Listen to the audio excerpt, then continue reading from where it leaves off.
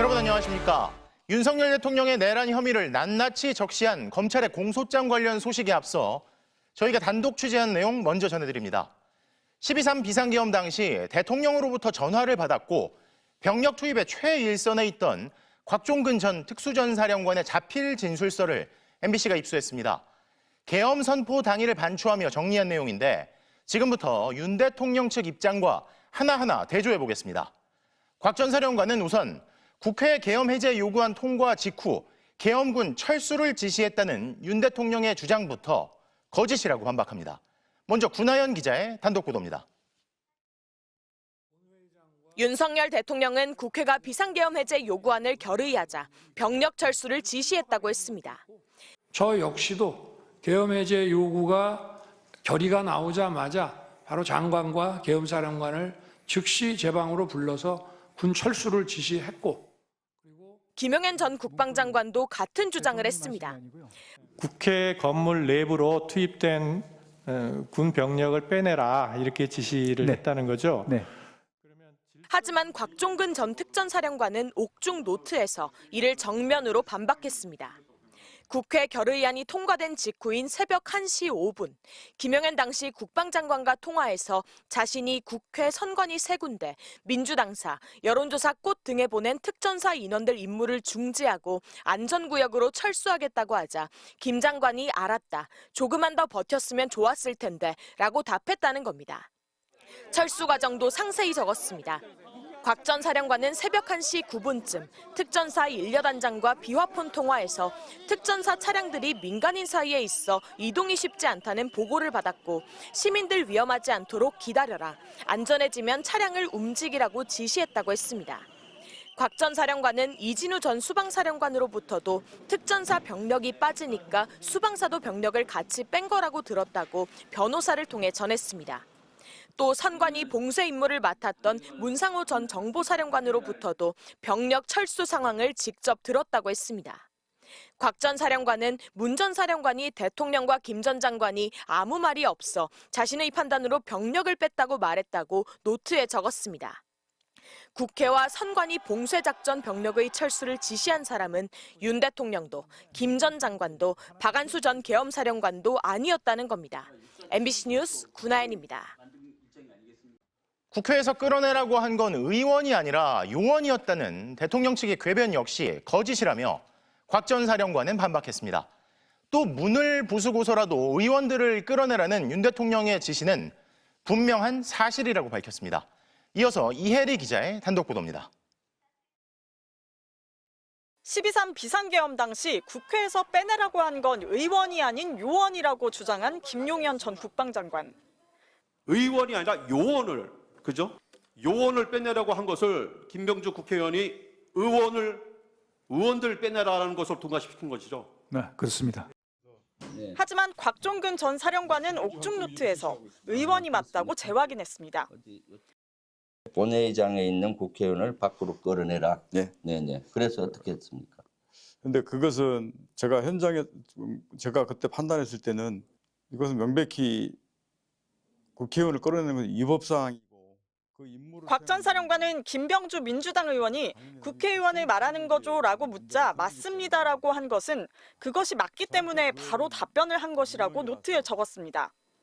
또 의원이 아니라 요원이라는 주장은 자신의 일관된 진술을 왜곡한 것이라고도 했습니다. 곽 전 사령관은 지난해 12월 9일 첫 검찰 조사 때 제출한 자수서에도 똑같이 진술했습니다.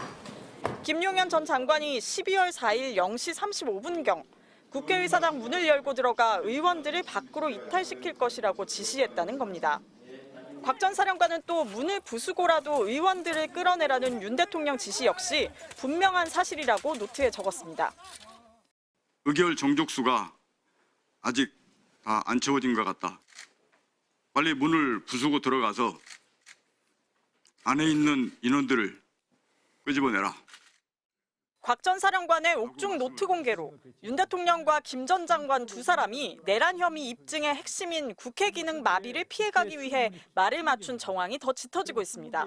MBC 뉴스 이혜리입니다. 곽 전 사령관은 또 국회에 병력을 투입한 건 유혈 사태 예방과 질서 유지 목적이었다는 대통령 측 주장 역시 사실과 전혀 다르다는 입장입니다. 아예 그런 지시 자체가 없었고 계엄군의 목표는 시설, 즉 국회 확보였다는 점을 분명히 했는데요. 또 다 책임질 듯 만류를 뿌리치던 대통령과 김용현 장관은 지금 대체 뭐냐며 그럼에도 명령을 거부하지 못한 것이 후회되고 부하들에게 지시한 책임은 자신에게 있다고 토로했습니다. 조희원 기자의 단독 보도입니다. 윤석열 대통령은 비상계엄 당일 국회에 병력을 보낸 건 시민들을 보호하기 위한 조치였다고 했습니다. 국회 독재가 이런 망국적 위기 상황의 주범이라는 차원에서 질서유지와 그 상징성 측면에서 국회에 군을 투입했지 않습니까?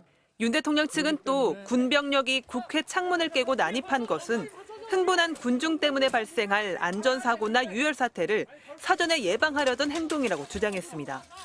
하지만 곽종근 전 특전사령관의 옥중 노트에는 정반대 사실이 담겼습니다.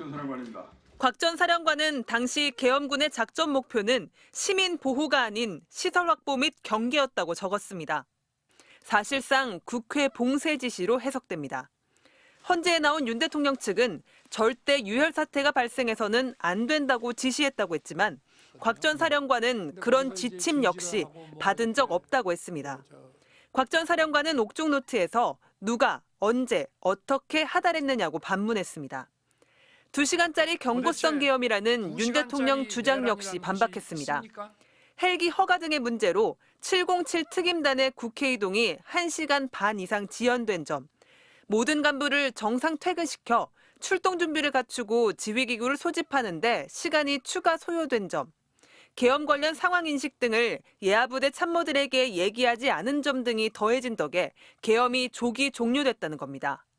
곽 전 사령관은 대통령도 장관도 반대하고 만류할 때는 듣지 않고 자신들이 책임질 것처럼 하더니 군만 이용당하고 지금 와서 이게 무엇인가라며 자괴감을 토로했습니다. 또 병력 철수를 한 특전사의 조치를 대통령실 측에서 조치한 것으로 둔갑시키고 있다며 화가 난다고도 적었습니다. 하지만 곽 전 사령관은 자신의 책임에는 변명의 여지가 없다는 점을 분명히 했습니다. 대통령 명을 받들어야 한다는 수명 자세가 34년의 군 생활 동안 몸에 익어 있었다며 처음 출동 지시를 거부하지 못한 건 돌이켜봐도 뼈아프다고 뒤늦은 후회를 했습니다. MBC 뉴스 조희원입니다.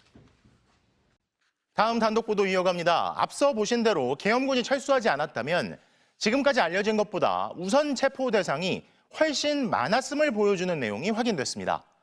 내란의 비선으로 지목된 노상원 전 정보사령관의 수첩엔 지금까지 알려지지 않았던 소위 수거 대상과 수집소가 광범위하게 적혀있던 사실이 추가로 드러난 건데요.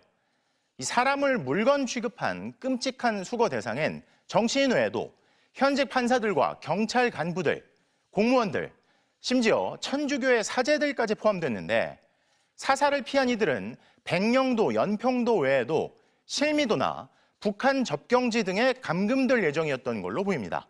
먼저 송정훈 기자의 단독 보도입니다. 경찰이 압수한 노상원 전 정보사령관의 수첩엔 국회 봉쇄와 북방한계선에서 북의 공격을 유도 같은 비상계엄의 실행 계획은 물론 사살로 보이는 문구가 적혀 있었습니다. 수첩에 누구 사살하라고 썼습니까? 수첩 메모 내용 누구와 상의했습니까? NLL 북한 공고는 어떻게 유도하라고 했습니까? 그런데 이 수첩에 한동훈, 이재명 등 정치인뿐 아니라 종교계와 노동계, 공무원, 심지어 경찰까지 수거 대상으로 지목한 것으로 확인됐습니다. 종교계에선 천주교 정의구현 사제단을 수거, 즉 체포 대상으로 적어뒀는데 개별적인 이름이 아니라 단체 전체를 겨냥한 것으로 파악됐습니다. 노동계에서도 민주노총을 수거 대상이라고 적시했습니다. 윤석열 정부 국정 운영을 비판하고 시국선언 등에 적극적으로 나선 진보 성향 단체들을 노린 것으로 보입니다. 김명수 전 대법원장은 물론 현직 판사들의 이름도 여럿 써 있었는데 노 전 사령관은 수첩에 이들을 콕 집어 좌파 판사라고 적었습니다. 문재인 정부를 뜻하는 것으로 보이는 문대라는 표현도 여러 차례 발견됐고 방송인 김어준 씨 이름도 적혀 있었습니다. 특히 문재인 정부 당시 총경급 이상 경찰 간부들은 물론 청와대에 파견된 행정관급 공무원까지 무더기로 수거 대상으로 표현한 것으로 확인됐습니다.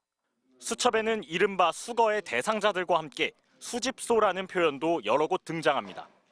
백령도와 연평도, 실미도에 이어 오음리와 현리라는 지명이 적혀 있는 것으로 MBC 취재 결과 확인됐습니다. 오음리라는 지명은 경기 연천, 강원 화천군 등에, 현리도 강원 양구와 인제 등에 같은 이름을 쓰는 곳이 여럿인데 군부대와 훈련장이 있는 접경 지역을 의미하는 것으로 추정됩니다. 검찰과 경찰은 이들 수집소가 전시 같은 비상 상황에 대비해 군이 운용하는 구금 시설일 수 있다고 보고 이 같은 정보를 노 전 사령관에게 누가 제공했는지에 주목하고 있습니다. 내란 중요 임무 종사와 직권남용 권리행사 방해 혐의 등으로 재판에 넘겨진 노 전 사령관은 그러나 수첩에 적힌 단어들에 대한 검찰과 경찰의 수사에 줄곧 진술을 거부했습니다. MBC 뉴스 송정훈입니다. 노상원 전 정보사령관은 김용현 전 국방장관이 불러준 걸 수첩에 받아 적었다는 입장입니다만 더 이상의 진술은 일절 거부하고 있죠. 그런데 국과수 필적 감정에선 이 수첩 내용을 노 전 사령관이 직접 썼는지를 감정할 수 없다는 판정이 나온 걸로 확인됐습니다. 김용현 전 장관이 지시사항을 직접 적어서 건넨 건 아닌지 의구심까지 있는 상황인데요. 이어서 이재욱 기자가 단독 취재했습니다. 노상원 전 정보사령관은 경찰 조사에서 손바닥 크기의 70쪽 정도 분량인 수첩이 김용현 전 국방장관이 불러준 내용을 받아 적은 것이라고 진술했습니다. 그러면서도 수첩 속 내용에 대해서는 아무 답을 하지 않았습니다.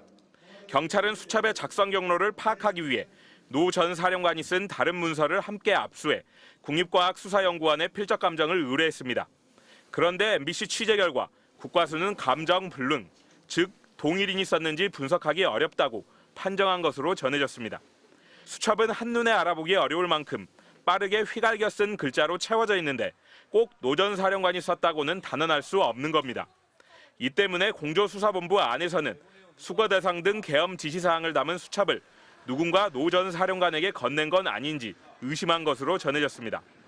특히 노 전 사령관의 수첩에 담긴 수집소는 공조수사본부에 참여한 국방부 조사본부도 구체적으로 알지 못할 만큼 전시작전 계획에 준하는 군사기밀로 추정됩니다. 노 전 사령관은 계엄 선포 6년 전인 2018년 부하 성추행 사건으로 불명예 전역했습니다. 하지만 비상계엄 선포를 앞두고 석 달간 22차례나 김용현 전 국방부 장관의 공간을 찾은 것으로 조사됐습니다. 노상원은 한 달에 석 달 동안 22번이나 공간을 방문을 해서 비상계엄과 관련된 임무 수행은 노상원 장군이 20몇 번 왔는지 모르겠는데 그 몇 번 온 것 중에 몇 번 안 됩니다.